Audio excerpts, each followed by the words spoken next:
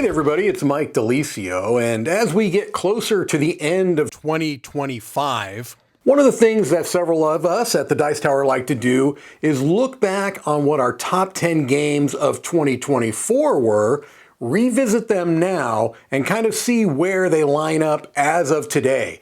One of the things that I like about these types of lists is that they reinforce this notion that reviews, rankings, lists are really snapshots in time. And at the time that we make these lists, at the time that we film these reviews, that's how we feel at that moment. But throughout time, things can change, and they have changed in my case. In my list, there were 3 games off my top 10 of 2024 that dropped off. I'll mention them briefly. I like all 3 of these games that fell off the list. I still like them a lot. They'd still be high up there for last year's list, but they fell off for one reason or another. Number 1 is Nova Roma, a terrific Euro game. Number 8 is Cascadero, which is another wonderful Euro game. And number 6 is yet another wonderful Euro game, Ezra and Nehemiah. Well, if they're so wonderful, why did they fall off? Any number of reasons. I'll explain some of the reasons as we go through, but let's just get right back into 2024 through the lens of late 2025. At number 10 is Tidal Blades 2. This was number 9 last year, so very little change. I think the only reason it may have gone back one spot is that it's unlikely that it's going to be coming back to the table very often as I've played through the campaign, but still just a really terrific cooperative campaign game where there's just, it's not like many of these kind of campaign style games. That's a beautiful world building. Number 9 is new to the list, and this is Rebirth. This is probably the reason why Cascadero fell off. They're by the same designer, Reiner Knizia.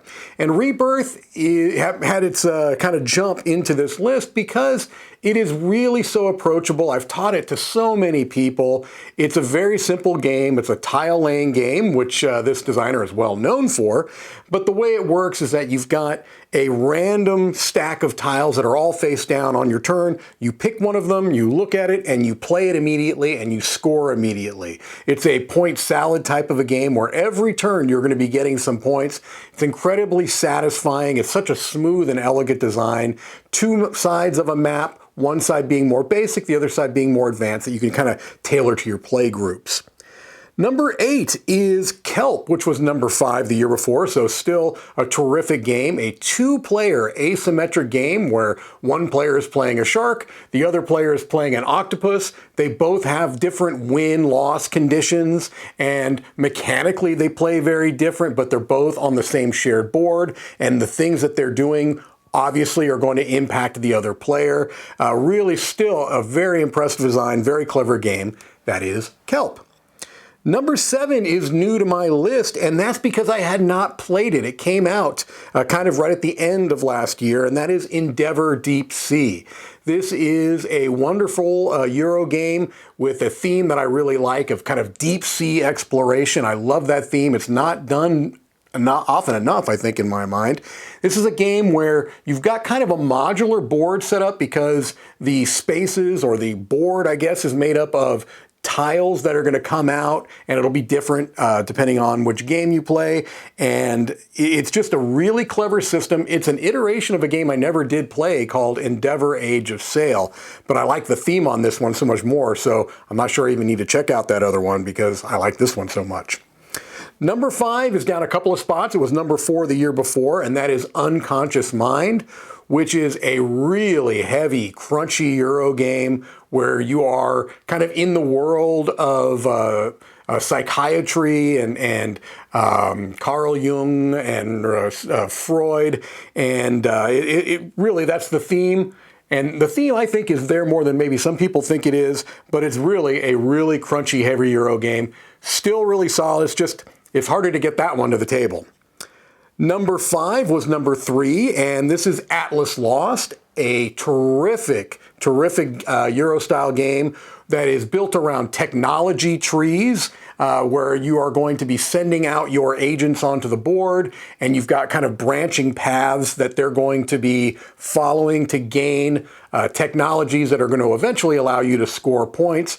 But just a really clever game, a theme I really love. It is kind of this cyberpunk theme.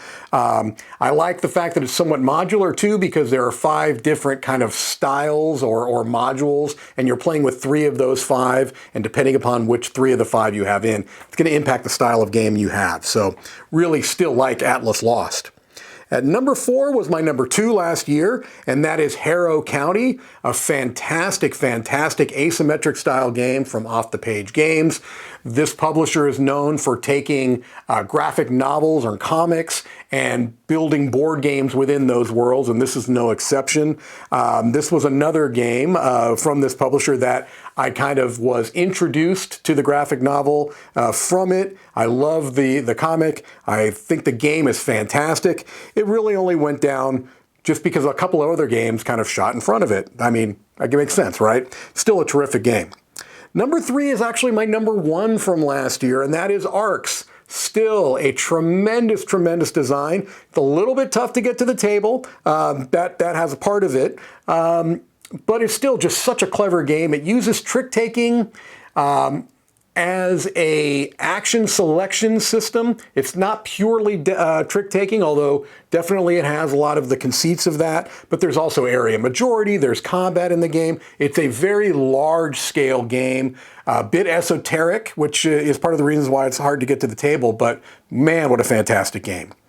Number 2 is where I feel like I am righting a wrong from last year. It's new to the list, and this is Andromeda's Edge.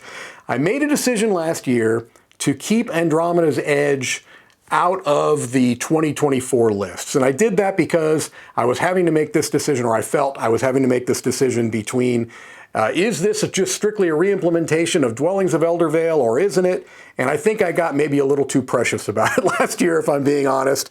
I think that it stands apart enough now after playing it many, many times. It's just a fantastic game. This one is based in space. The previous game was a fantasy game. The theme, sure, your mileage may vary. I'm kind of ambivalent about the space theme, but I'm not ambivalent about this game. Just a fantastic kind of hybrid style game where it's a Euro game at heart, but it has some of the trappings of kind of the more American style games. There's some, elements of combat going on and dice rolling and things along those lines, but just a fantastic game. And yes, I'm going to right some wrongs. Andromeda's Edge really probably deserved to be there last year. Number 1 jumped all the way from number 7, and this is Wondrous Creatures. This is a game that I just played so many times last year, and this year, I should say. Really more this year. It came out towards the end of last year, and so I hadn't played it as much, and so it was 7. It was still a very impressive game to me, but throughout 2025, I have played it so many times, taught it to so many people. It's a Euro-style game where you are placing a worker onto a board to gather resources. You're usually using those resources to purchase cards. Those cards allow you to take special actions. There's a tremendous amount of comboific type of turns in the game where you can do several things that kind of branch and trigger off of each other. So it's very satisfying in that way. It's a great worker placement game. It's a great tableau building game. It's a great point salad-y type of game. And the production is through the roof. I can say that about many of the games on this list. I am a shallow gamer, but this certainly fits that bill. It is a beautiful production, a fantastic game, and my number 1, if you ask me now, from 2024, that is Wondrous Creatures. All right, well, that's going to do it for this list. As I said, a snapshot in time, and who knows, these things could even shift around if I were to do this again this time next year. I imagine there might even be some more changes on there, but that's going to do it for this one. I'm Mike DiLisio, and I'll see you next time.